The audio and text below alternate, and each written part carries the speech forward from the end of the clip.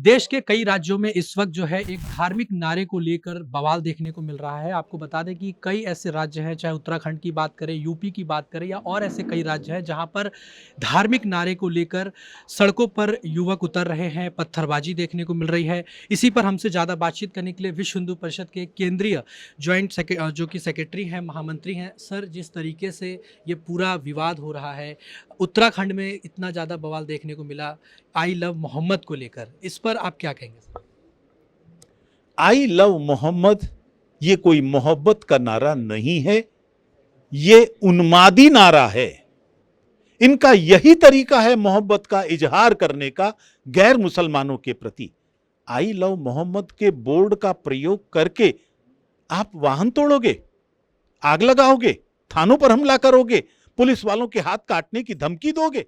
ये कौन सा तरीका है आपका मोहब्बत का इजहार करने का? यही कुछ दिन पहले 12 वफात पर पूरे देश में 20 से अधिक स्थानों पर आप लोगों ने किया था। इसको स्वीकार नहीं किया जा सकता, चाहे हिंदू का त्योहार हो। अब हिंदुओं के त्योहार चल रहे हैं, नवरात्रि पर्व चल रहा है। हिंदू भी आशंकित है, क्योंकि चाहे हिंदू का त्योहार हो, चाहे मुस्लिमों का त्योहार हो, हमला हिंदुओं पर होता है। इसलिए ये बात उनको भी समझनी चाहिए। ये बात अब चल नहीं पाएगी, अब बहुत हो गया। अब हिंदू भी सहन करने की एक क्षमता रखता है। हिंदू प्रतिक्रिया करेगा तो क्या होगा, ये आपको सोचना चाहिए।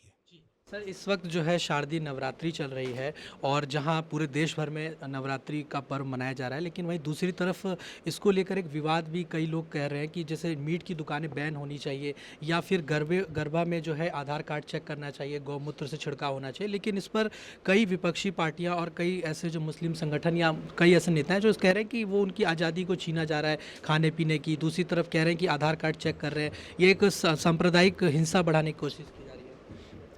क्या किसी मस्जिद के बाहर मुझको सूअर का मांस बेचने की अनुमति मिल सकती है?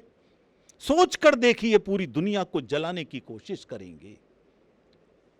नवरात्रि का पर्व आत्मविश्लेषण का भी पर्व होता है। लोग उपवास रखते हैं, जो स्वयं मांसाहारी हैं वो भी मांस नहीं खाते।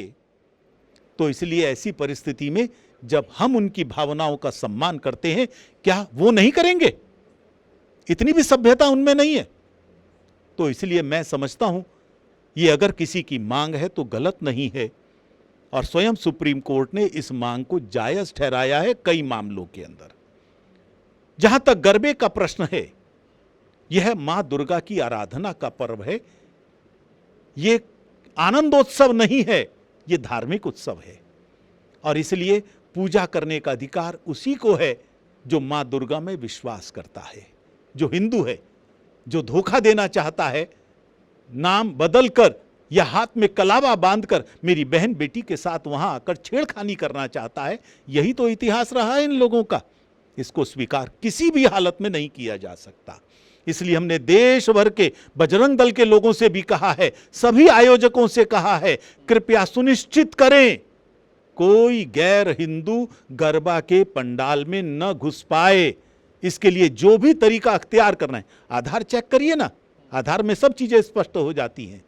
इसलिए ये हमारा संवैधानिक अधिकार है, अपने धर्मों की पवित्रता, अपनी बहन बेटी की इज्जत की पवित्रता, इनकी रक्षा करना, वही हम कर रहे हैं। सर, एक आखिरी सवाल है। ये जो सवाल उठता है कि आजीविका जो है वो उनका 9 दिन तक जब दुकानें बंद रखेंगे तो उनकी आजीविका खतरे में आ जाएगी, उनकी रोजी रोटी कैसे चलेगी? और ये कहते हैं कि जो है इसमें बुराई क्या है? अगर कोई आप नहीं खा रहे, आपकी आस्था का सवाल है, लेकिन अगर हम खा रहे हैं तो हमारी आस्था नहीं है, इसलिए हम खा रहे हैं, तो इसमें क्या दिक्कत है? इस तरह का तर्क दिया जाता है। उनकी आजीविका पालने का ठेका हिंदू समाज ने ही लिया है क्या? हमने कहा कुंभ के अवसर पर गैर हिंदुओं को दुकान नहीं लगाने देंगे, क्योंकि वो थूक लगाकर रोटी बेचते हैं, वो पेशाब मिलाकर जूस बेचते हैं, इसलिए हमें सावधानी रखनी है। तब भी आजीविका का प्रश्न हुआ कि वो कहां कमाएंगे? जब मेला नहीं लगता तो क्या भूखे मरते हैं? मैं समझता हूं कि 9 दिन दुकान बंद रखने से कोई भूखा नहीं मर जाता। तो इसलिए आजीविका की आड़ पर, उनकी आजीविका की आड़ पर हमारी आस्था से खिलवाड़ करें, यह तर्क हमको समझ में नहीं आता। जी, धन्यवाद।